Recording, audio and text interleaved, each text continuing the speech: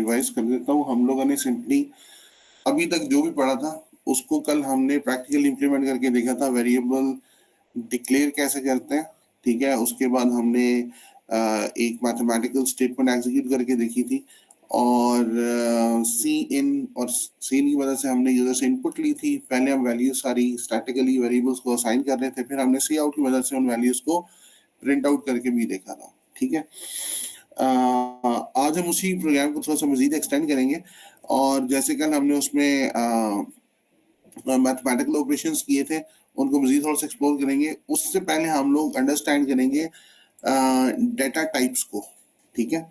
हमने पहले भी जिक्र किया है कि प्रोग्रामिंग लैंग्वेज जब हम कर रहे होते हैं, स्पेशली जब हम सी में काम कर रहे हैं, तो हमारे पास डिफरेंट टाइप्स का डाटा होगा जो हम वेरिएबल्स में स्टोर करेंगे, ठीक है। उसके लिए हम लोगों ने वेरिएबल डिफाइन करते हुए उसकी टाइप भी हमेशा हमने साथ में डिफाइन की है। फॉर एग्जांपल, अगर मैंने एक वेरिएबल क्रिएट किया, ठीक है, तो उसको हमने हमेशा जब भी क्रिएट किया हमने इस तरह से क्रिएट किया, int फॉर एग्जांपल a।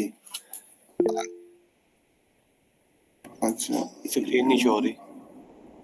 अच्छा, स्क्रीन नहीं शो हो रही है। वाह, मैं दोबारा शेयर करता हूँ।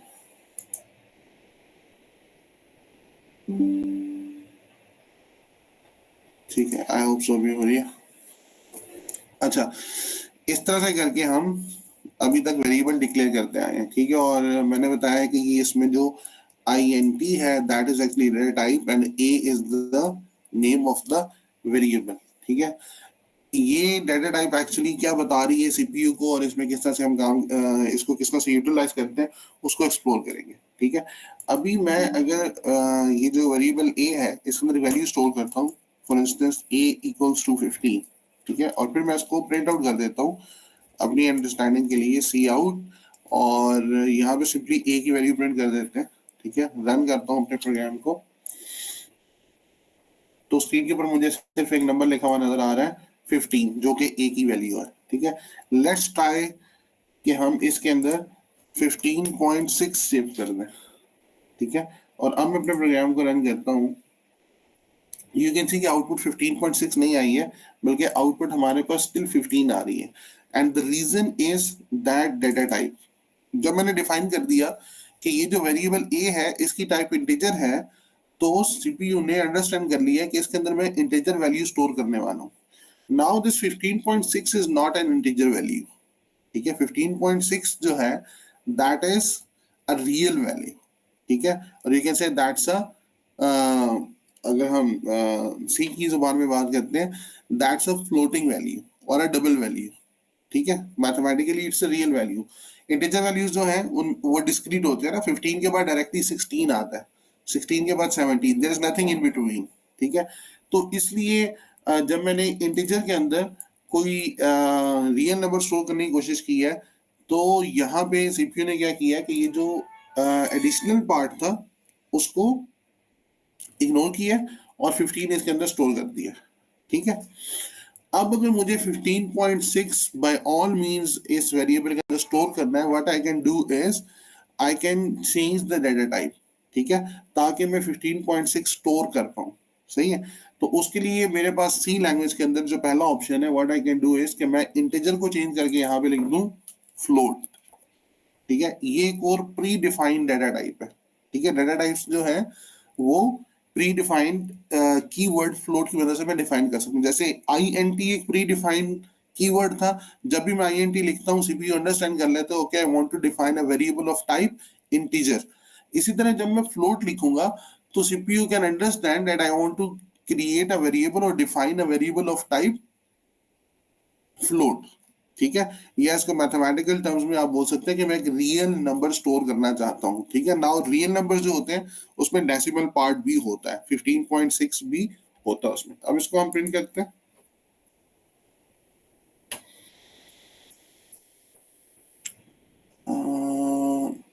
इतना स्लो प्रिंट होगा,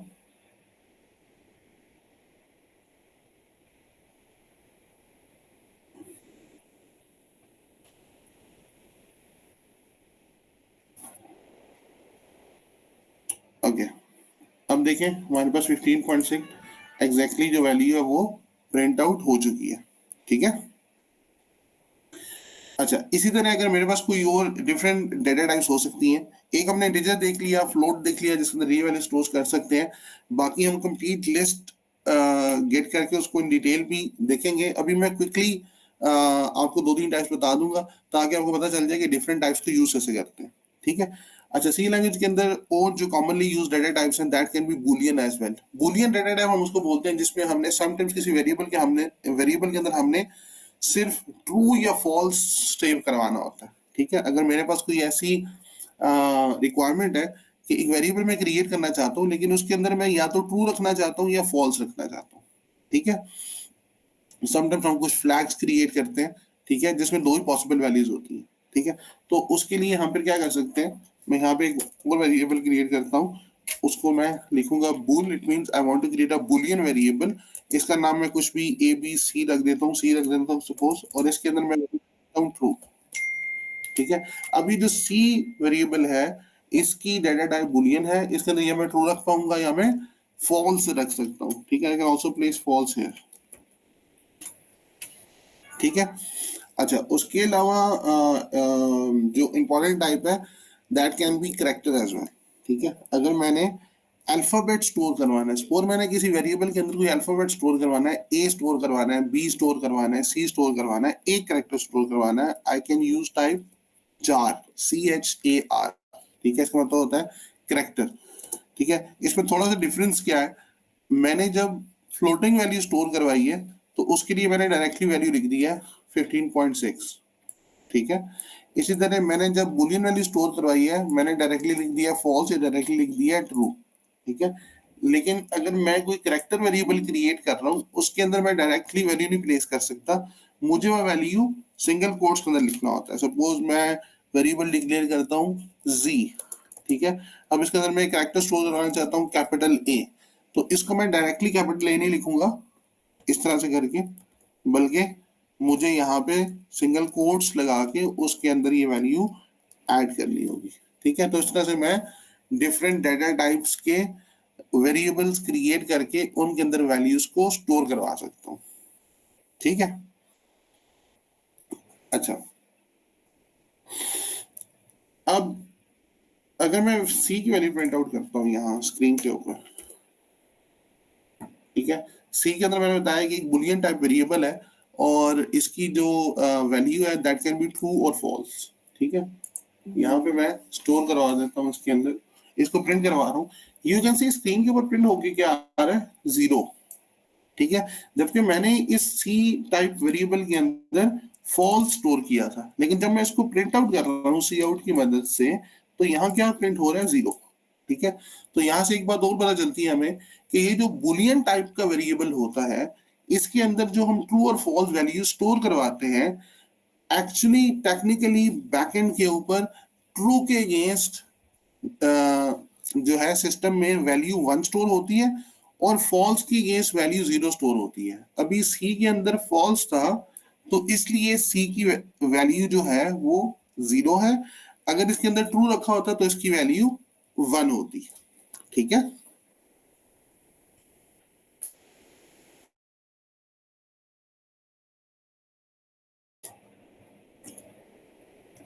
अब हमने जैसे अरिथमेटिक ऑपरेशंस किए थे, हमने फॉर एग्जांपल प्लस ऑपरेटर देखा था, माइनस ऑपरेटर देखा था, डिवाइड या multiply operator I am not sure हमने किया नहीं, लेकिन सिंपली बिल्कुल उसी तरह हमने यूज करना है, ठीक है। फॉर एग्जांपल जैसे हमने इस तरह की स्टेटमेंट्स हमने लिखी थी, जैसे यहाँ पे मैं अगर एक वेरिएबल डिक्लेयर करता हूँ, ये फ्लोट में काम कर रहे हैं तो मैं कहते हैं वेरिएबल फ्लोट है बी और मैं लिखता हूँ यहाँ पे a+10, ठीक है। तो ये इसको प्लस करेगा। सिमिलरली मैं अगर यहाँ पे मल्टीप्लाई लिख देता हूँ तो ऑब्वियसली इट विल मल्टीप्लाई, ठीक है। तो इस तरह के हमने अरिथमेटिकल ऑपरेशंस ऑलरेडी किए हैं, a+b, a-b, ठीक है। इस तरह के डिफरेंट हमने स्टेटमेंट्स लिखे थे। आज हम लॉजिकल ऑपरेटर्स को देखेंगे कि सी लैंग्वेज के अंदर हम लॉजिकल ऑपरेटर्स भी क्रिएट कर सकते हैं, ठीक है, यूटिलाइज कर सकते हैं इनको। अच्छा, जिन लोगों को ऑलरेडी आइडिया है कि लॉजिकल ऑपरेटर्स क्या होते हैं दैट इज फाइन, जिन लोगों को आइडिया नहीं है मैं थोड़ा सा पहले उसका जो है वो आप लोगों को बैकग्राउंड दे देता हूँ कि किस तरह से काम करता है और फिर हम आगे उसको इम्प्लीमेंट करके देखेंगे, ठीक है। अच्छा, लॉजिकल ऑपरेटर्स जो है वो हमारे पास डिफरेंट टाइप्स के होते हैं। जो कॉमनली यूज टाइप्स हैं उसमें से सबसे पहले हमारे पास जो टाइप है दैट इज एंड ऑपरेटर, ठीक है। नॉर्मली लॉजिकल ऑपरेटर्स जो हैं वो हम दो वैल्यूज के दरमियान कंपैरिजन के लिए यूज करते हैं, ठीक है। कोई भी दो वैल्यूज है मेरे पास, मैं उनको कंपेयर करना चाहता हूँ, ठीक है, तो मैं लॉजिकल ऑपरेटर्स यूज करता हूँ। मिसाल के तौर पे जैसे भी मैंने एंड ऑपरेटर की बात की है, ठीक है, मैं अगर थोड़ा सा ड्रॉ करके दिखा दूं तो मेरा ख्याल है that will would be more easier. यहाँ पे लेट मी एक सेकेंड।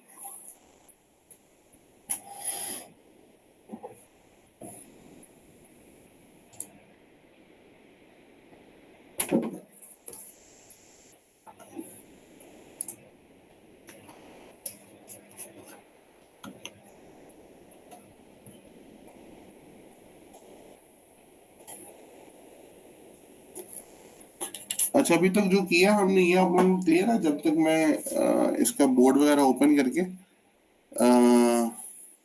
स्टार्ट करता हूँ।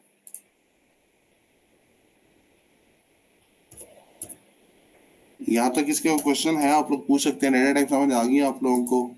All set?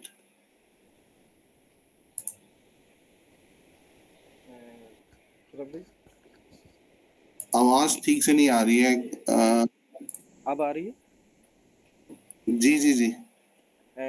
जो हमने boolean c equal to false किया है, फॉल्स, ये तो एक स्पेसिफिक डिफाइंड वर्ड यूज़ किया हुआ है जिसके लिए हमें वो सिंगल कोट से डबल कोट यूज़ करने की ज़रूरत नहीं पड़ रही।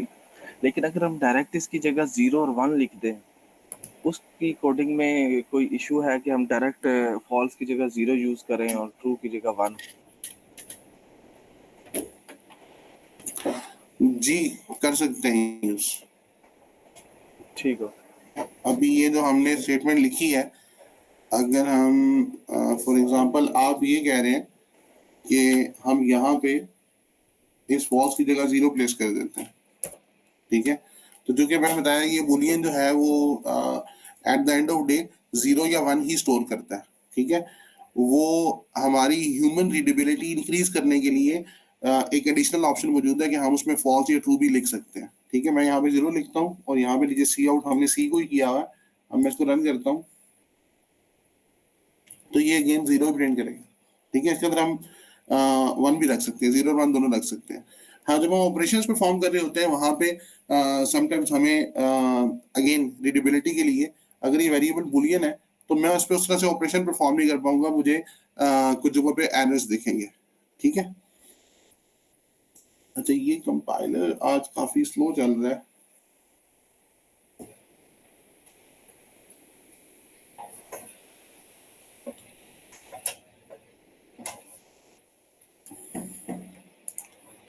अच्छा, मैं साथ साथ बोर्ड भी ओपन कर लेता हूँ ताकि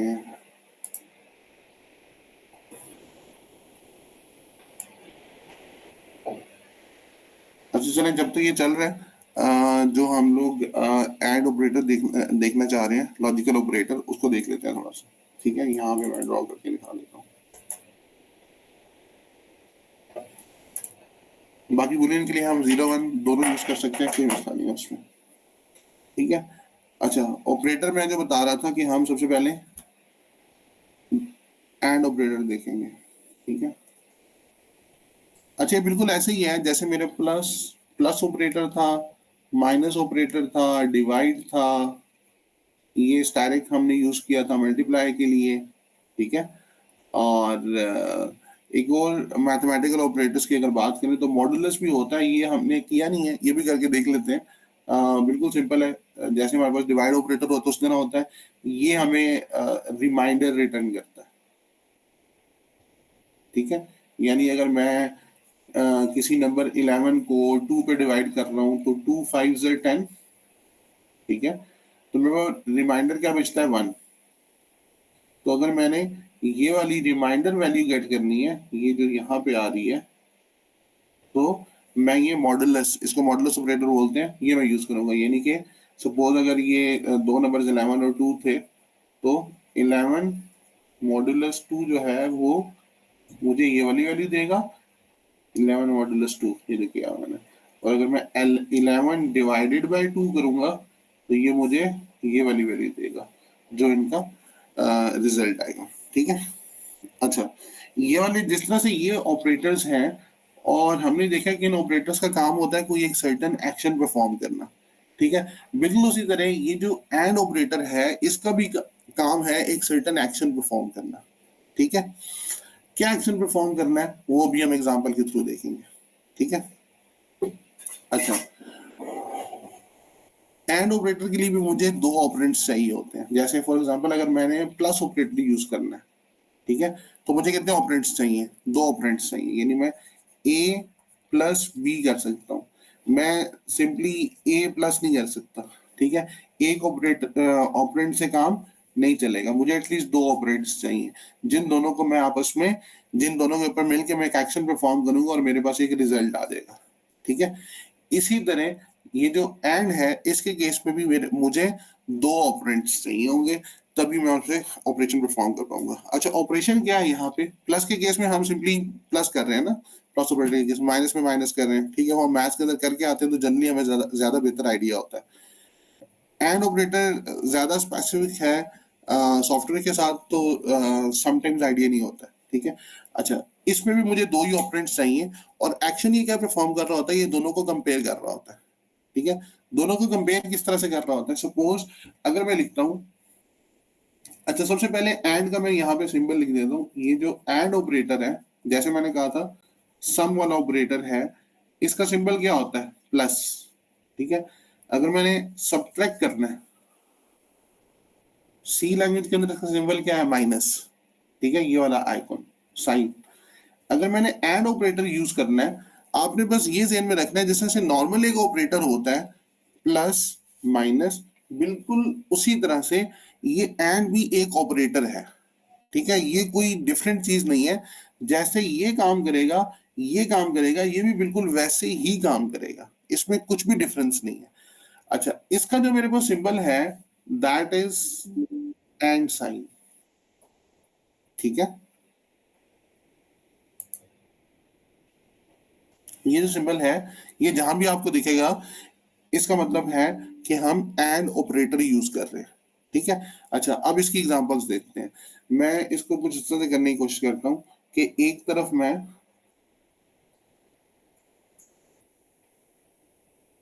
ये प्लस ऑपरेटर यूज करता हूं और एक तरफ मैं ये एंड ऑपरेटर यूज करता हूं। ठीक है, या maybe I can also use this static, कि एक ही स्टेटमेंट या मिलते जुलते किस तरह से ऑपरेशन हम कर सकते हैं। सपोज मेरे पास दो वेरिएबल्स हैं a प्लस b। ठीक है, तो ये जो ऑपरेटर प्लस है ये उनके ऊपर क्या एक्शन परफॉर्म करेगा, b की वैल्यू लेगा, a की वैल्यू रीड करेगा रैम के ऊपर से, और उन दोनों को सम अप करेगा। ठीक है, और जो फाइनल रिजल्ट आएगा वो यहाँ पे प्लेस हो जाएगा।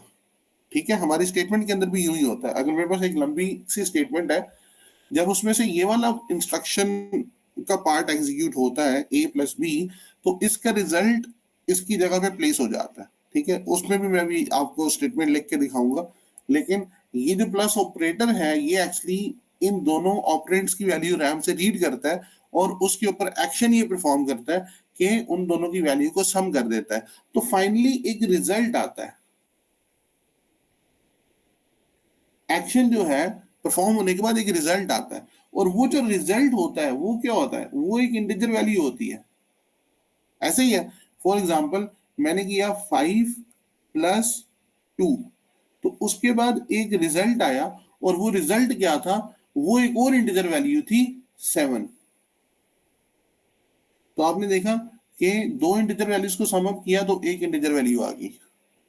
सही है, अब मैं चूंकि कह रहा हूं कि जो एंड ऑपरेटर है ये भी बिल्कुल प्लस ऑपरेटर की तरह काम करता है, या मल्टीप्लीकेशन जो ऑपरेटर है हमारे पास स्टैटिक, उसमें भी बिल्कुल ऐसे ही होता है। अगर मैं 5 * 2 करता हूं तो रिजल्ट क्या आता है मेरे पास 10, तो मैंने दो इंटीजर वैल्यूज को मल्टीप्लाई किया, रिजल्ट में एक इंटीजर वैल्यू आ गई।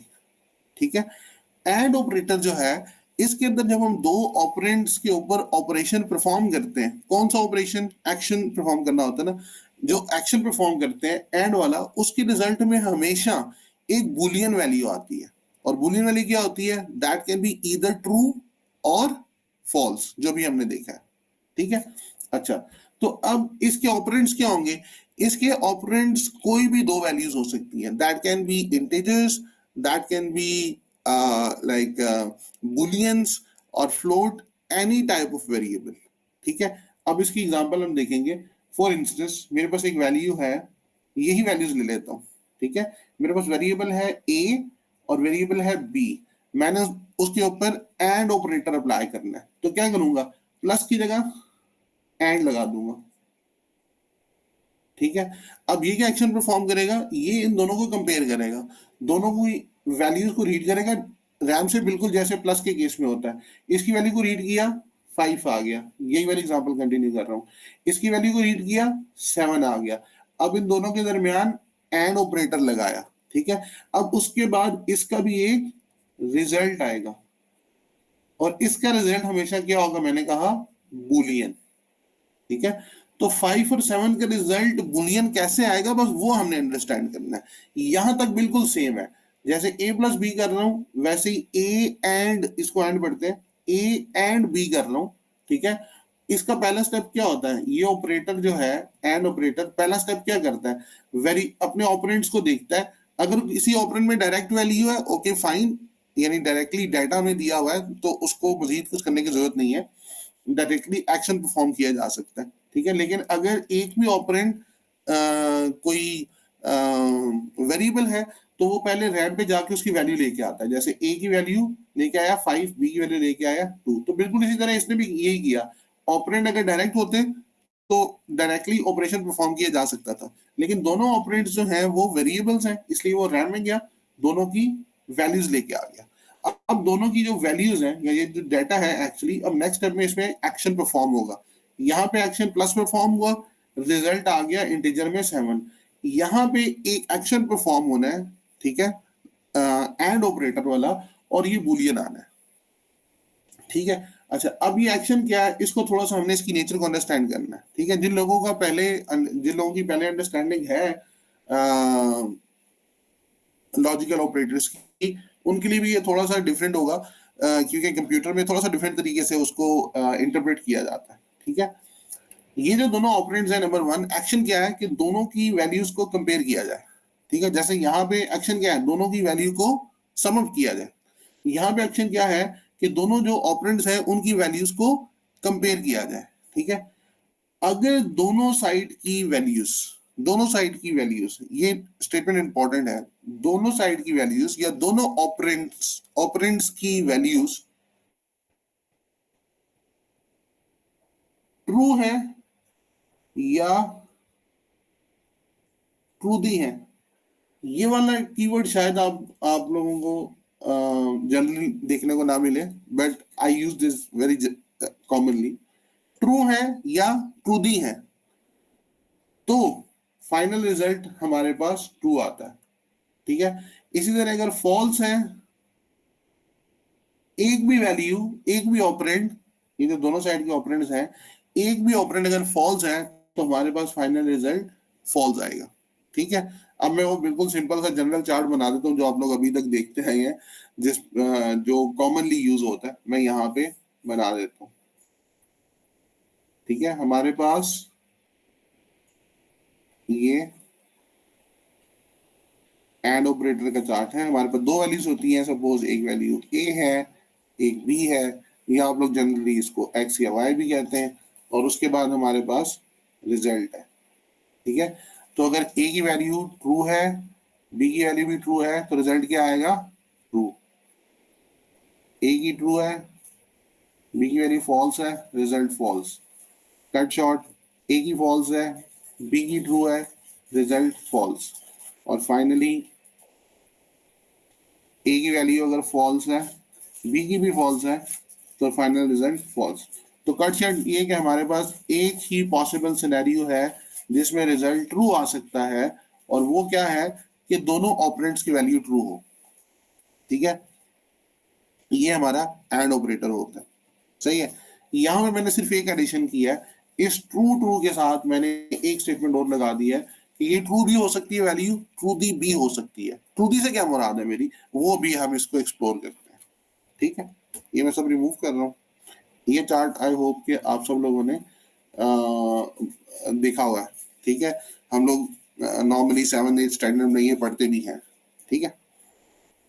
अच्छा, कोई इसमें फैंसी चीज नहीं है, इसको मैं रिमूव कर रहा हूँ। अच्छा, और देखें, मैंने ए और बी पर एक जो एग्जाम्पल दिया है, या एक नई एग्जाम्पल ले लेता हूँ। मेरा एग्जाम्पल क्या है, 5 एंड 9, आउटपुट क्या आनी चाहिए। अब ये अगेन हमारा लॉजिकल एंड ऑपरेटर है, जिसने 5 और 9 के बीच में कंपैरिजन करना है और एक रिजल्ट देना है, ठीक है। तो 5 की वैल्यू ट्रू नहीं है, 9 की वैल्यू भी ट्रू नहीं है, तो रिजल्ट क्या आएगा। यहाँ पे वो कॉन्सेप्ट आता है जो मैंने अभी यूज किया था, कि हमने ये देखना वैल्यू या ट्रू हो या ट्रू दी हो, ठीक है, लाइक ट्रू हो, ठीक है। ट्रू दी वैल्यू किस तरह की होती है, यानी आपकी वो वैल्यूज जिनका नेगेटिव इम्पैक्ट नहीं होता है, like anything other than zero, जो है उसको हम ट्रूली कंसीडर करते हैं इन टर्म्स ऑफ मैथ्स, ठीक है। तो चूंकि 5 जीरो नहीं है, तो it means I will consider कि ये एक ट्रू दी वैल्यू है। 9 भी जीरो नहीं है, हालांकि अब ट्रू होने के लिए हमने अभी देखा था कि जो बुलियन है उसकी दो ही पॉसिबल वैल्यूज हैं। उसकी एक पॉसिबल वैल्यू हमने देखी थी ट्रू और फॉल्स, और साथ ही मैंने बता दिया कि बैकएंड पे ये 1 है और ये 0 है। तो टेक्निकली एंड ऑपरेटर की आउटपुट सिर्फ तभी ट्रू आनी चाहिए जब दोनों ऑपरेंट जो है वो 1-1 हो, राइट। बट यहाँ पे ऑपरेंट एक 5 है, एक 9 है, और मैं बोल रहा हूँ कि दोनों ऑपरेंट्स ट्रू तो नहीं है, but these two values are true दी, ठीक है, क्योंकि ये कोई नेगेटिव इंपैक्ट क्रिएट नहीं करेंगे। तो इसलिए इसका जो रिजल्ट आएगा दैट वुड बी ट्रू, ठीक है। इसी तरह अगर मैं 5 एंड 0 करता तो यहाँ पे रिजल्ट फॉल्स आता, ठीक है, क्योंकि जो 0 है वो एक तो फॉल्स ही वैल्यू है ये, जैसे अभी मैंने ट्रू ही कहा, वैसे ये एक फॉल्स ही वैल्यू है। और यही रीजन है कि ये आप बुलियन वेरिएबल के अंदर 0 और 1 भी स्टोर कर पाते हैं, ठीक है।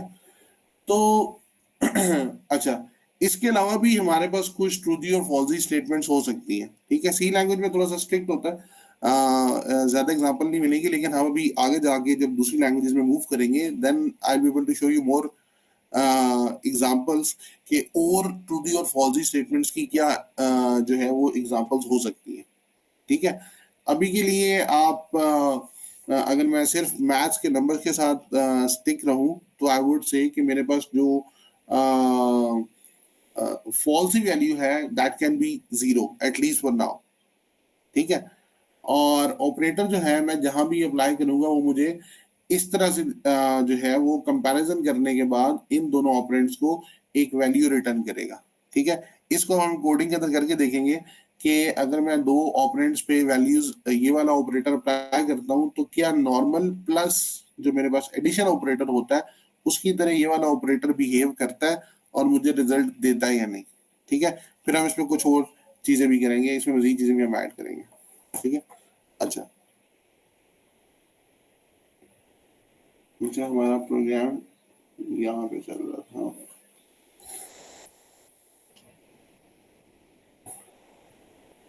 अच्छा, काफी देर के बाद आउटपुट आई थी, बहरहाल आउटपुट 0 ही आई है जो हम एक्सपेक्ट कर रहे थे, ठीक है।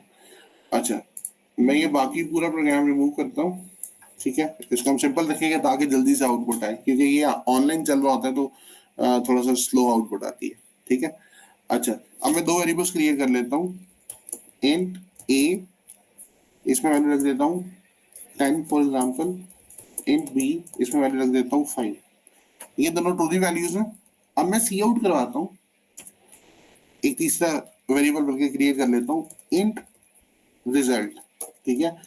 या कुछ भी मैं कंपेयर करता हूँ, वेरिएबल का नाम रख देता हूँ आर, सॉरी बल्कि बुलियन वेरिएबल चाहिए मुझे, तो मैं बुलियन वेरिएबल आर क्रिएट करता हूँ। और इसके अंदर ए एंड बी जो भी मैंने बताया है कि सिंपल जैसे मैं ए प्लस बी करता हूँ ए एंड बी कर दूंगा तो उस वेरिएबल के अंदर ऑपरेशन परफॉर्म होगा, दोनों वैल्यूज को कंपेयर करेगा और रिजल्ट जो है वो इस आर वेरिएबल के अंदर आके स्टोर हो जाएगा। ठीक है, अब मैं यहाँ पे सिंपली करूंगा सी आउट और यहाँ पे लिख दूंगा रिजल्ट कॉलन स्पेस, ये वैसे ही ह्यूमन रीडेबिलिटी के लिए कि मुझे अच्छे से दिखे रिजल्ट क्या है, और आर को प्रिंट कर देता हूँ। तो अब मैं यहाँ पे जब इसको रन करता हूँ तो यू कैन सी रिजल्ट क्या है 1। ठीक है, अगेन 1 मेरे पास बूलियन वैल्यू है तो आर के अंदर अभी क्या वैल्यू आ रही है 1। ठीक है, इसी तरह मैं अब यहाँ पे जो बी है अगर सपोज मैं बी की वैल्यू 0 कर देता हूँ, ठीक है, अब मैं इसको रन करता हूँ, देखिए मेरे पास रिजल्ट क्या आ गया 0, क्योंकि ये जो दो ऑपरेंड्स हैं ए एंड बी इसमें से एक वैल्यू 0 होगी है, ये फॉल्स वैल्यू है। अच्छा, इंटीजर में पॉजिटिव के साथ नेगेटिव नंबर्स भी होते हैं तो हम नेगेटिव नंबर्स दे के ट्राई करते हैं। ये जो मैंने 0 किया इसको मैं -98 कर देता हूँ। ठीक है, तो मेरे पास रिजल्ट फिर भी ट्रू आ रहा है। ठीक है, क्योंकि मैंने बताया कि ये जो भी वैल्यू है वो सी में हमारे पास 0 के अलावा अभी कोई एग्जांपल नहीं है फॉल्स वैल्यू के लिए।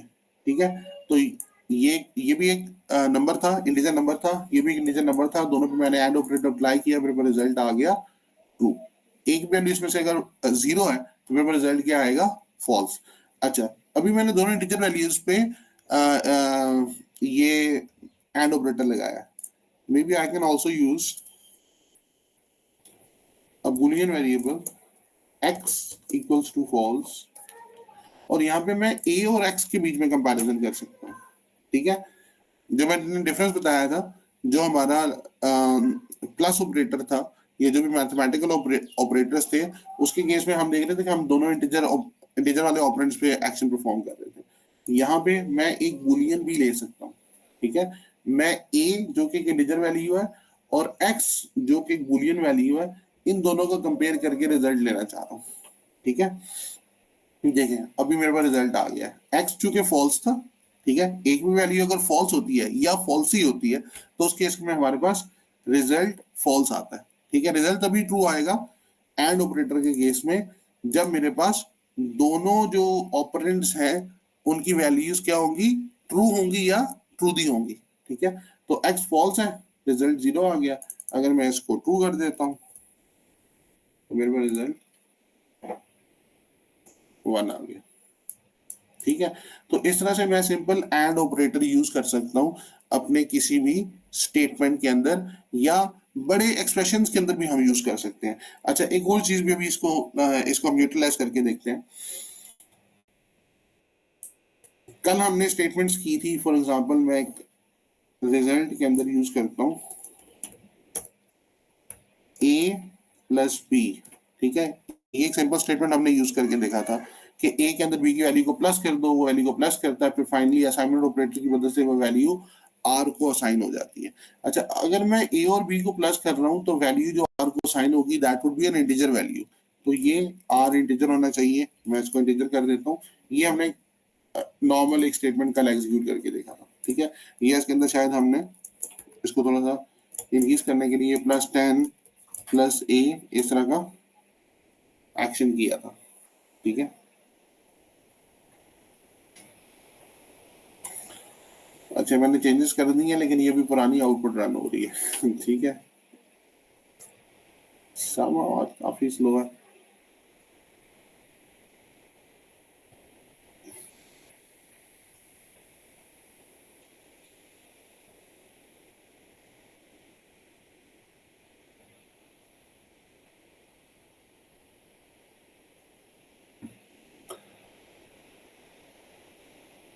तो जब तक ये रिजल्ट दे रहा आप लोगों को क्वेश्चन है आप पूछ सकते हैं।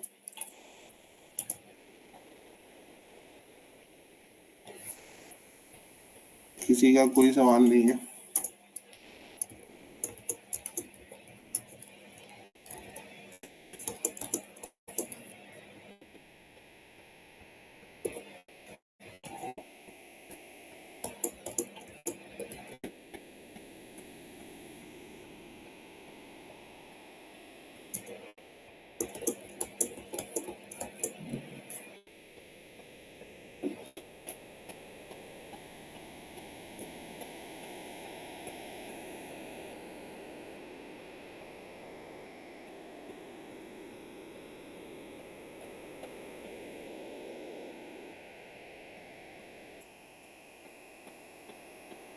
अच्छा चले, ये तो मेरा ख्याल है काफी स्लो चल रहा है, बट हम इसको वेट नहीं करते, हम अपनी आगे की एग्जांपल्स देख लेते हैं, यहाँ पे कोड लिख लेते हैं।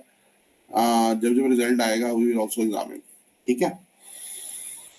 अच्छा, ये जो स्टेटमेंट है ये तो हमने मैं बता रहा था कल हमने की है कि हमने सिंपल जो है यहाँ पे मैथमेटिकल ऑपरेशंस किए थे। तो अगर मैं ये क्लेम कर रहा हूँ कि जो एंड ऑपरेटर है ये भी प्लस की तरह का ऑपरेटर है, माइनस की तरह का ऑपरेटर है, तो it means I can also use and operator inside this statement as well. ठीक है। तो वो बताना मैं ये चाह रहा हूँ कि हम यहाँ पे बिल्कुल जनरल नॉर्मल ऑपरेटर्स की तरह एंड ऑपरेटर भी यूज कर सकते हैं। ए के बाद I can say and, for instance I can say 10। ठीक है। तो 10 एक मेरे पास सिंपल वैल्यू है, स्टैटिक वैल्यू है जो किसी वेरिएबल के अंदर नहीं है, मैं इसको यहाँ पे डायरेक्टली प्लेस कर सकता हूँ। ठीक है। जैसे मैं यहाँ पे जैसे मैंने यहाँ पे +10 की है, बिल्कुल उसी तरह मैं यहाँ पे एंड 10 भी कर सकता हूँ। ठीक है। तो ये स्टेटमेंट कैसे एग्जीक्यूट होगी, बिल्कुल नॉर्मल एक्सप्रेशन की तरह, जैसे मैंने बताया था राइट टू लेफ्ट आपका प्रोग्राम चलेगा। ठीक है। और उसके बाद अरिथमेटिक ऑपरेशंस परफॉर्म होंगे।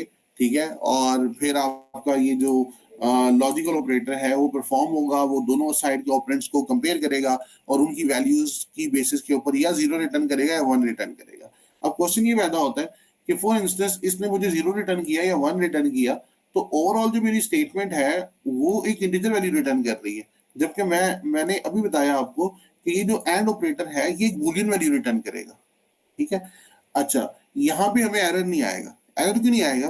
क्योंकि जो बूलियन वैल्यू है वो इटसेल्फ अभी हमने देख लिया कि अंडर द हुड वो जो ट्रू और फॉल्स है वो या 0 है या 1 है। ठीक है। तो बेशक हम यहाँ पे ये एंड ऑपरेटर यूज करें, ये हमें या ट्रू रिटर्न करेगा या फॉल्स रिटर्न करेगा। वो ये ट्रू या फॉल्स जो रिटर्न कर रहा है वो हमारी इस स्टेटमेंट के अंदर 1 या 0 बन के ऐड हो जाएगा या सब्ट्रैक्ट हो जाएगा। सपोज यहाँ पे मैं ऐड कर रहा हूँ। ठीक है। सपोज ये एक्सप्रेशन सबसे लास्ट में रिजॉल्व होता है, तो ये जो रिजल्ट a+b+10 का आएगा, उसके बाद a एंड 10 का जो रिजल्ट होगा वो एक्चुअली इसके अंदर ऐड हो जाएगा। अब इसका रिजल्ट या 0 होगा या 1 होगा। ठीक है। ट्रू या फॉल्स के केस में तो ये बिल्कुल नॉर्मल ऑपरेटर्स की तरह बिहेव करता है। मैं बार बार एम्फसाइज इसलिए कर रहा हूँ कि जनरली हमें जब पढ़ाया जाता है तो हमें बताया जाता है कि okay and is a very different operator, it's not like general arithmetical operators, और इसकी इसकी कैटेगरी भी हमारे पास डिफरेंट है ना, इट्स द लॉजिकल ऑपरेटर। ठीक है। तो मैं अभी वो कैटेगरी उस चीजों में नहीं जा रहा, मैं सिर्फ ये बताना चाह रहा हूँ कि ये बिल्कुल नॉर्मल ऑपरेटर का काम करता है, कोई इसमें खास बात नहीं है, हम इसको कहीं भी यूटिलाइज कर सकते हैं। ठीक है। जिन लोगों का ऑलरेडी बैकग्राउंड है दे माइट बी थिंकिंग कि हम तो इनको जो है वो कंडीशनल स्टेटमेंट्स के अंदर यूज करते थे, तो उनके लिए भी ये है कि it's not a kind of must have requirement कि आपने इनको कंडीशनल स्टेटमेंट्स के अंदर यूज करना है। You can use them just like normal operators. ठीक है। यहाँ तक किसी का क्वेश्चन है आप पूछ सकते हैं, अदरवाइज मेरा ख्याल है टाइम हमारा ऑलरेडी कंप्लीट है, इसमें मैं मजीद डिग डाउन नहीं करूंगा, लेकिन बाकी ऑपरेटर्स जो हैं वो थोड़ा सा मैं एक्सप्लेन करूंगा। ठीक है। क्योंकि अभी ये रन भी नहीं हो रहा। अच्छा ये देखें, ये ऑलरेडी प्रोग्राम हमारा जो मैंने लास्ट स्टेटमेंट लिखी थी वो रन होकर आउटपुट आ गई। अब दोबारा इसको इसको रन करते हैं, अगर ये हमें आउटपुट दे दे। अच्छा, लकीली हमारे पास रिजल्ट जल्दी आ गया इस टाइम। ठीक है। अच्छा, ये जो आर वेरिएबल है इसके अंदर अगेन, अच्छा हमने किसको प्रिंट किया? आर को प्रिंट किया। ठीक है। यहाँ पे अगर आप वैल्यूज देखें जो हम प्लस माइनस कर रहे हैं जो भी यहाँ पे, फाइनली उसका जो रिजल्ट है, क्योंकि ये जो लॉजिकल ऑपरेटर है, अगर आपने जो मैंने लास्ट टाइम आपको बताया था प्रेसिडेंस हमने जो की थी, ठीक है, उसके अकॉर्डिंगली पहले सारा ये मैथमेटिकल एक्शंस परफॉर्म हुए, उसका कोई भी रिजल्ट आया, फॉर एग्जांपल यहाँ पे लेफ्ट साइड पे मेरे पास एक रिजल्ट आ गया 100 200 समथिंग। ठीक है। ये अगर मैं टू बी एग्जैक्ट बात करूं तो 10, ए की वैल्यू 10 है, बी की वैल्यू 90 -98 है, तो ये क्या आ जाएगा मेरे पास -88। ठीक है। उसके बाद फिर +10 होगा। ठीक है। फिर ये -98 हो जाएगा, और फिर उसके बाद ए की वैल्यू, ठीक है, तो ये अगेन -88 हो जाएगा होपफुली। ठीक है। समहाउ यहाँ पे -88 और सम वैल्यू आ जाएगी। ठीक है। तो उसके बाद यानी ये जो एंड ऑपरेटर है ये एग्जीक्यूट होगा। ठीक है। जब ये एग्जीक्यूट होगा तो इसके लेफ्ट साइड पे जो ऑपरेंड है दैट वुड बी -88, और राइट साइड पे जो ऑपरेंड है दैट वुड बी 10, ठीक है। तो वो दोनों को कंपेयर करेगा, दोनों ट्रू दी वैल्यूज है, तो रिजल्ट क्या आएगा, ट्रू। तो ट्रू जो है हमारे पास टेक्निकली 1 होता है, तो 1 यहाँ पे इसकी आउटपुट आ जाएगी और आर के अंदर 1 आ जाएगा, और आप देख रहे हैं कि रिजल्ट के अंदर यहाँ पे आर मुझे प्रिंट होके दिख रहा है 1, ठीक है। किसी का यहाँ पे क्वेश्चन है? इस स्टेटमेंट में क्वेश्चंस होने चाहिए। मैंने इसको वो वैसे मुझे इसको जो है ना वो व्हाइट बोर्ड पे एक्सप्लेन करना चाहिए था, लेकिन यहाँ पे हमारे पास रिजल्ट आ गया तो मैंने डायरेक्टली यहीं पे एक्सप्लेन कर दिया। अगर आप लोगों को समझ नहीं आया, यू कैन आस्क।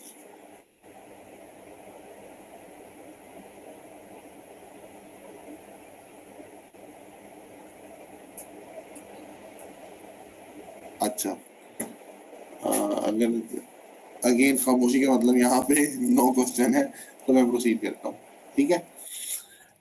अच्छा, जनरल स्टेटमेंट्स की तरह, जनरल ऑपरेटर की तरह मैंने एंड ऑपरेटर यूज कर लिया कि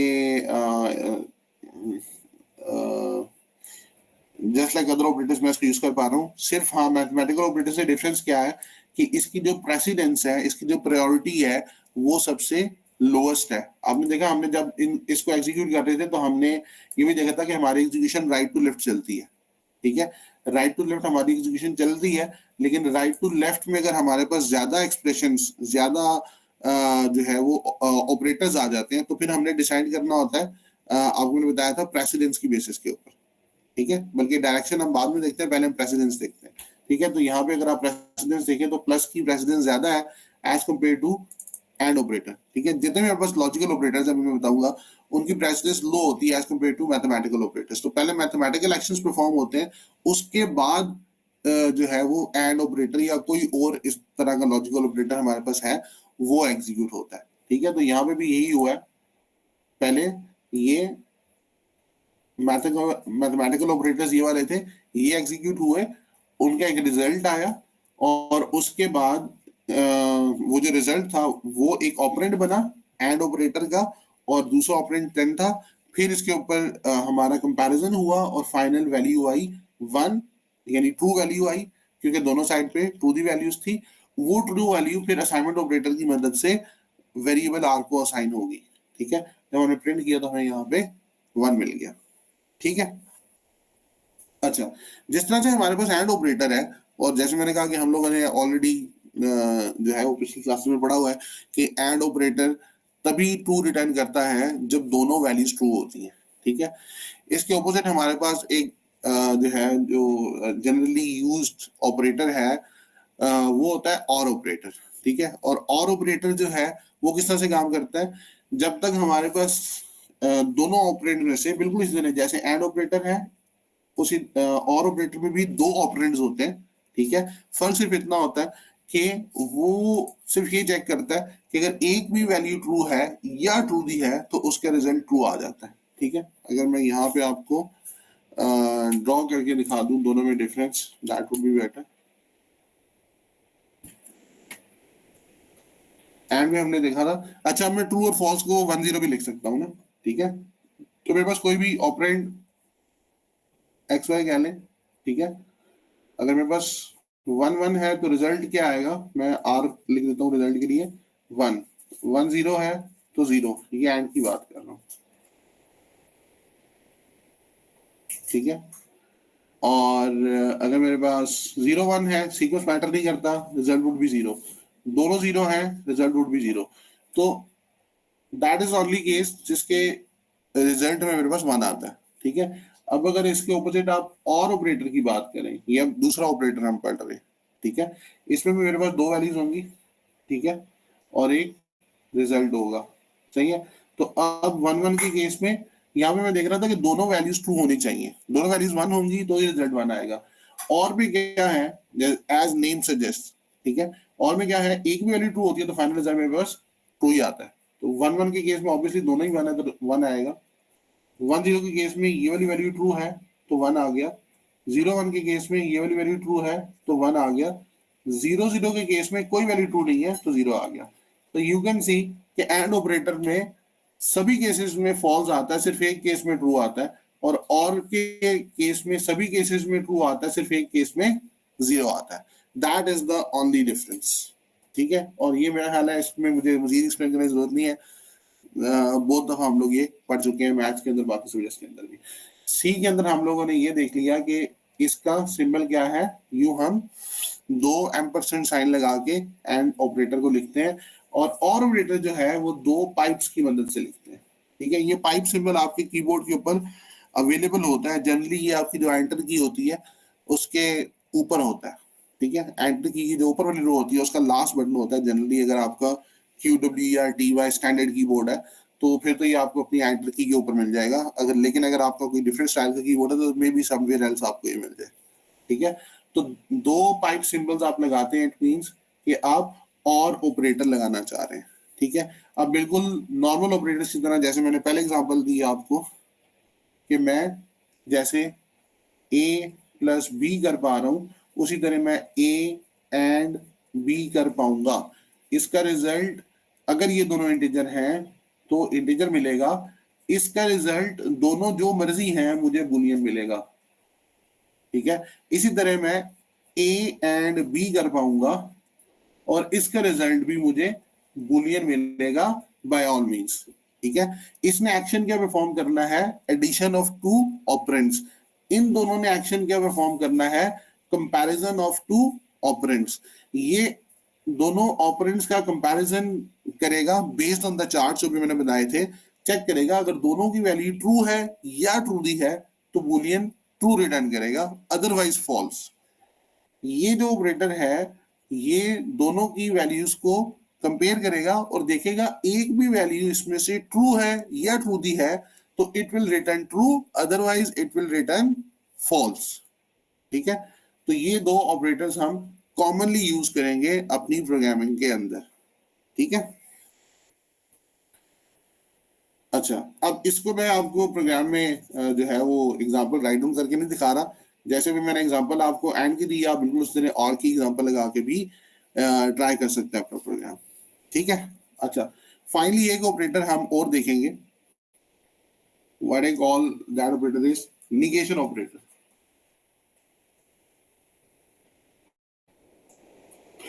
ये ऑपरेटर भी बुलियन की तरह ही काम करता है, जैसे ये जो ऑपरेटर है एंड और ये दो ऑपरेंड्स की वैल्यूज को कंपेयर करते हैं और फाइनली हमें एक बुलियन वैल्यू देते हैं, ठीक है।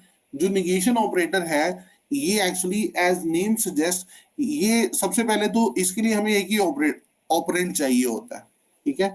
जैसे यहाँ पे एंड के केस में मुझे दो ऑपरेंड चाहिए थे ना, ए और बी, दो वैल्यूज चाहिए, ठीक है। और के केस में भी दो वैल्यूज चाहिए, एडिशन के केस में भी मुझे दो वैल्यूज चाहिए थी, निगेशन के केस में मुझे सिर्फ एक वैल्यू चाहिए, क्योंकि ये करता क्या है, ये किसी भी जो ऑपरेंड है उसकी वैल्यू को निगेट करता है, निगेट मींस रिवर्स करता है, ठीक है। तो ये हम बुलियन वैल्यूज के ऊपर अप्लाई करते हैं और इसका काम होता है रिवर्स करना। तो रिवर्स आपको पता है, अगर मेरे पास वैल्यू 0 है तो ये उसको 1 कर देगा, अगर मेरे पास वैल्यू 1 है तो ये उसको 0 कर देगा। फॉर एग्जांपल मेरे पास एक वेरिएबल है x और उसके अंदर वैल्यू स्टोर है ट्रू, तो अगर मैं x के ऊपर निगेशन ऑपरेटर अप्लाई कर दूंगा तो ये क्या करेगा, एक्शन क्या परफॉर्म करेगा। दो ही चीजें आपने याद रखनी है कि जो आपके ऑपरेटर्स होते हैं वो आपके ऑपरेंड्स के ऊपर एक्शन परफॉर्म करते हैं और फाइनली एक रिजल्ट देते हैं, ठीक है। तो ये भी हमने यहाँ पे देखा है कि ये मेरा ऑपरेटर है, ये दो ऑपरेटर ऑपरेंड्स थे, ठीक है। एक्शन क्या परफॉर्म किया, एडिशन किया, रिजल्ट क्या दिया, इंटीजर, ठीक है। ये भी एक ऑपरेटर था, ये दो इसके ऑपरेंड्स थे, इन दोनों पे एक एक्शन परफॉर्म किया, क्या एक्शन परफॉर्म किया, कंपैरिजन। कंपैरिजन के रूल्स में हमने वो चार्ट बना के देख लिया कि दोनों वैल्यूज ट्रू हैं या ट्रू दी हैं तो रिजल्ट ट्रू, अदरवाइज फॉल्स, और फाइनली एक रिजल्ट दे दिया। इसने भी इसी तरह किया। तो निगेशन ऑपरेटर भी यही काम करेगा कि इसको जब भी मैं इसको ऑपरेटर्स पे ऑपरेंड्स पे अप्लाई करूंगा ये उसको उसकी वैल्यू को निगेट करेगा, ठीक है, ऑपोजिट वैल्यू मुझे रिटर्न करेगा। तो अगर x की वैल्यू ट्रू है, मैं इस पे निगेशन ऑपरेटर अप्लाई करता हूं तो ये मुझे फॉल्स वैल्यू रिटर्न करेगा, ठीक है। इसके जो सिंबल है हमारे पास नॉर्मली एक्सक्लेमेशन साइन होता है, ठीक है। कुछ लैंग्वेजेस में, अच्छा मैं अभी हम लोग जो भी पढ़ रहे हैं, जैसे भी मैंने ट्रू और ट्रू दी आपको बताया, फॉल्स और फॉल्स ही बताया, तो हम जनरल जो है वो स्टेटमेंट्स इसमें पास करते हैं, क्योंकि हमने अभी डिफरेंट लैंग्वेजेस में कोड करना है। अभी हमने स्टार्ट किया सी के साथ, आगे हम डिफरेंट लैंग्वेजेस में मूव करेंगे, ठीक है। तो इसलिए हमें जनरल एक कॉन्सेप्ट लेना है कि प्रोग्रामिंग के अंदर, ठीक है, कोई भी लैंग्वेज हो, चाहे वो सी लैंग्वेज है, जावा है, जावास्क्रिप्ट है, कोई भी लैंग्वेज है, उसके अंदर हमारे पास ऑपरेटर्स किस तरह से काम करते हैं, उनके सिंबल्स पॉसिबली क्या होते हैं, ठीक है। तो ये जो निगेशन है, इसका सिंबल हमारे पास एक्सक्लेमेशन साइन है, या समटाइम्स आपको कुछ लैंग्वेजेस में इस तरह भी देखने को मिलेगा, ठीक है। और इस निगेशन को आप में से कुछ लोग नॉट ऑपरेटर्स के नाम से भी जानते होंगे, ठीक है। आपने इसकी डेफिनेशन बस अपने ज़हन में रखनी है, जैसे एंड और की सिंपल डेफिनेशन है कि दोनों ऑपरेंड्स को कंपेयर किया और उसके बाद एक रिजल्ट दिया। निगेशन के पास सिर्फ एक ही ऑपरेंड होता है, ये उसकी वैल्यू को रिवर्स करता है, ठीक है, सिंपली। तो वैल्यू अगर इसके अंदर ट्रू पड़ी है, तो जब मैं उसके ऊपर ये निगेशन ऑपरेटर अप्लाई करूंगा, तो रिजल्ट क्या आएगा, फॉल्स। और अगर इसके अंदर फॉल्स होगा, जब मैं नेगेशन ऑपरेटर इसके ऊपर अप्लाई करूंगा, तो उसकी वैल्यू क्या आ जाएगी, ट्रू, ठीक है। अब फाइनल क्वेश्चन कि जो प्लस ऑपरेटर था, इसके जो ऑपरेंड्स थे वो हमने देखा था मैथमेटिकल नंबर्स ही हो सकते हैं, ठीक है, जिनके ऊपर हम इसको प्लस कर पा रहे हैं, या वो इंटीजर हो सकते हैं या वो फ्लोट हो सकते हैं, ठीक है। हमने भी दो ही जो है वो नंबर्स की टाइप्स देखी है, या इंटीजर या फ्लोट, ठीक है। तो ये या तो इंटीजर या फ्लोट हो सकते हैं। कंपैरिजन वाले ऑपरेटर्स जो हैं, एंड ऑपरेटर और ऑपरेटर्स में हमने देख लिया कि ऑपरेंड्स कुछ भी हो सकते हैं। हमने बूलियन करके भी देखा, इंटीजर करके भी देखा, एक को बूलियन एक को इंटीजर करके भी देख लिया, ठीक है। तो यहाँ पे हमारे पास ये जो x है, इसकी टाइप अभी हमने देखा है बूलियन रखी है, एग्जाम्पल में हमने बूलियन टाइप रख के इसको टेस्ट किया, ठीक है। अब इसकी टाइप और क्या हो सकती है, अगेन इसकी टाइप भी कुछ भी हो सकती है। लाजमी नहीं है कि x की टाइप मेरे पास बूलियन होगी तो ये उसको निगेट करेगा, उसको रिवर्स करेगा। इसकी टाइप कुछ भी हो सकती है, इसकी टाइप इंटीजर भी हो सकती है, ठीक है, और इसकी टाइप बूलियन भी हो सकती है। अच्छा अगेन, अगर इसकी टाइप इंटीजर भी हो सकती है, तो फिर ये उसको किस तरह से रिवर्स करेगा, ये फिर अपने प्रोग्राम्स के अंदर जब इसको यूटिलाइज करेंगे, हम देखेंगे कि ये इंटीजर टाइप वैल्यूज को किस तरह से रिवर्स करेगा, ठीक है, ये उसको किस तरह से ट्रीट करेगा। अगेन डिफरेंट लैंग्वेजेस के अंदर थोड़ा सा बिहेवियर डिफरेंट होगा, लेकिन इसके अंदर भी हम किसी भी टाइप का ऑपरेंड यूज कर सकते हैं, ठीक है। यहाँ तक क्वेश्चन है, आप पूछ सकते हैं, मजीद हमने कोई टॉपिक नहीं करना, ठीक है। आज हमने, अगर मैं समराइज करूँ, तो डाटा टाइप्स के अंदर हमने दो तीन टाइप्स और ऐड कर ली। पहले हमने सिर्फ इंटीजर को जाना था, अब हम जानते हैं कि एक फ्लोट टाइप भी हो सकती है, जिसके अंदर मैं रियल नंबर स्टोर कर सकता हूँ। बूलियन टाइप को देखा, जिसके अंदर मैं boolean values true false store कर सकता हूँ, और वो values at the end of day under the hood true के अगेंस्ट 1 और फॉल्स के अगेंस्ट 0 स्टोर करती हैं, ये हमने देखा। फिर हमने कैरेक्टर वेरिएबल क्रिएट करके उसके अंदर एक कैरेक्टर स्टोर करके देखा, एंड वी रियलाइज कि उसके अंदर एक डिफरेंस है, क्योंकि हमें जो सिंगल अल्फाबेट है उसको सिंगल कोड के अंदर प्लेस करना पड़ता है, तब हम वैल्यू को स्टोर कर पाते हैं। और फाइनली हमने ऑपरेटर्स, मजीद 3 ऑपरेटर स्टडी की हैं मैथमेटिकल ऑपरेटर्स के अलावा, एंड और निगेशन ऑपरेटर, और इनके हमने बिहेवियर्स भी देखे हैं किस तरह से काम करते हैं। जी, अब कोई क्वेश्चन है आप पूछ सकते हैं, अदरवाइज वी आर डन। अच्छा खुरम भाई, ऐसा है कि जो ए एंड बी है, इसमें बूलियन रिटर्न होता है, बूलियन में 1 भी आ सकता है, 0। ये जो 1 और 0 है, ये एज ए इंटीजर आता है, तो हम बाकी स्टेटमेंट में इसको ऐड कर सकते हैं, या समटाइम लैंग्वेज में ये बूलियन में word true and word false आता है, तो फिर हम बाकी स्टेटमेंट में इसको कैसे ऐड और सब्ट्रैक्ट कर सकते हैं? अच्छा, जैसे मैंने भी कहा था कि जो ट्रू और फॉल्स जो है, ये सिर्फ ह्यूमन रीडेबिलिटी इंक्रीज करने के लिए है। Under the hood Boolean mean 0 और 1, ठीक है। तो अगर आप, अभी हमने इसको स्टेटमेंट के अंदर ऐड करके देखा भी था, दो कि हमने इसको as a integer value treat नहीं किया यहाँ पे, जब हमने इसको यहाँ पे यूज किया था। अगर मैं प्रोग्राम पे वापस जाता हूँ, तो आप देखिए यहाँ पे ये जो रिजल्ट में 1 आया, ठीक है, खैर हाँ, हमने यहाँ पे इंटीजर वैल्यू में इसको ऐड किया, ठीक है। तो हमने इसको अपने किसी अर्थमेटिकल ऑपरेशन में यूज नहीं किया डायरेक्टली, क्योंकि ये जो एंड है वो इटसेल्फ जो है वो लोएस्ट प्रायोरिटी रखता है, ये लास्ट में एग्जीक्यूट होता है। तो अगर आप देखें यहाँ पे, ये ना तो प्लस हो रहा है ना माइनस हो रहा है किसी के साथ। इसके लेफ्ट साइड पे अगर आप देखें -88 था, राइट साइड पे 10 था, तो हमें फाइनल रिजल्ट 1 आ गया। हाँ, अगर यहाँ पे हमारी मजीद स्टेटमेंट होती जिसके अंदर हम इस वन को ऐड करते तो हम कर सकते थे, उसमें कोई इशू नहीं था, ठीक है। वो जो ट्रू और फॉल्स लिखा हुआ आता है, that is a kind of just a human readable thing. Otherwise I can also right one here, अगर आप मेरी स्क्रीन देख रहे हैं, आई can also right one here. मैं बूलियन वेरिएबल क्रिएट करके उसके अंदर डायरेक्टली इंटीजर वैल्यू 0 या 1 रख सकता हूँ। कुछ लैंग्वेजेस के अंदर आप उसको टाइनी इंट के नाम से भी जानते हैं, ठीक है। टाइनी इंट मतलब छोटा इंटीजर, और छोटा इंटीजर इसलिए कि इसके अंदर एक ऐसा इंटीजर जिसके अंदर दो ही नंबर स्टोर हो सकते हैं, इधर 0 और 1, दैट्स इट, ठीक है।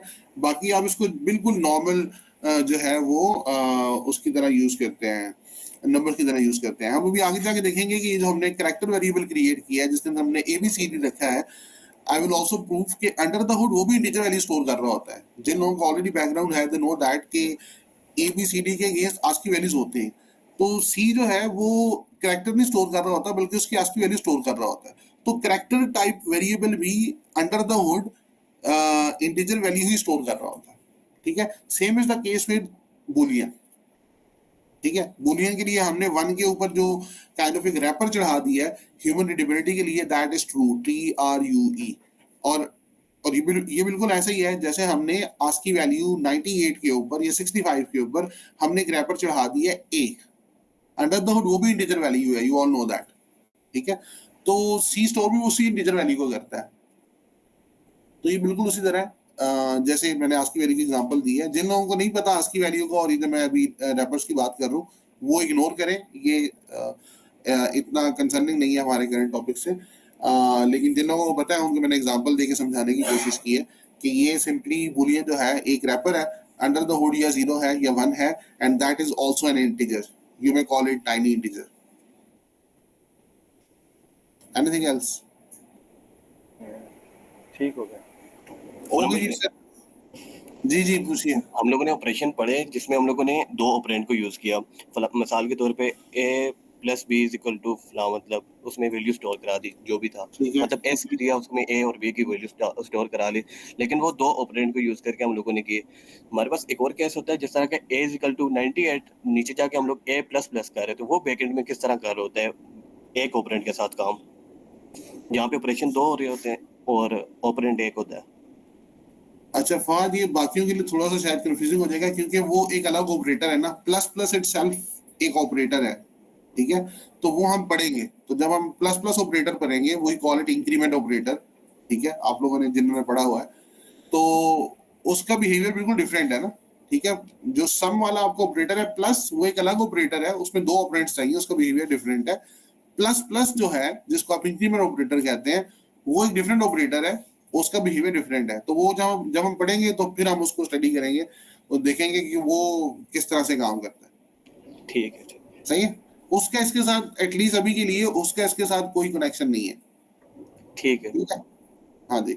और अगर आपने ऑलरेडी मतलब बाकी लोगों के लिए जो ऑपरेटर्स पढ़ चुके हैं, आपने देखा होगा हमारे पास unary operator, binary operator, ternary operators होते हैं, ठीक है। और वो डिवीजन यही होती है कि अगर वो ऑपरेटर्स, ये कैटेगराइजेशन हमने की होती है, वो ऑपरेटर्स जिनको एक ही ऑपरेंड चाहिए होता है वही कॉल देम यूनरी ऑपरेटर्स, जिनको दो ऑपरेंड चाहिए होते हैं वही कॉल देम बाइनरी ऑपरेटर्स, इसलिए जिनको तीन चाहिए उनको हम टर्नरी ऑपरेटर्स बोलते हैं, ठीक है। तो वो यूनरी ऑपरेटर का पार्ट है, तो हम उसको भी देखेंगे। जैसे भी मैंने नेगेशन में बताया आपको, जो भी हमने नेगेशन वाला किया है, ठीक है, यहाँ पे, तो यहाँ पे मैंने बताया है कि ये जो नेगेशन ऑपरेटर है, इसको एक ही ऑपरेंड चाहिए, x a b c d कुछ भी, और वो बुलियन होना चाहिए, ठीक है, और कोई भी हो सकता है, ठीक है।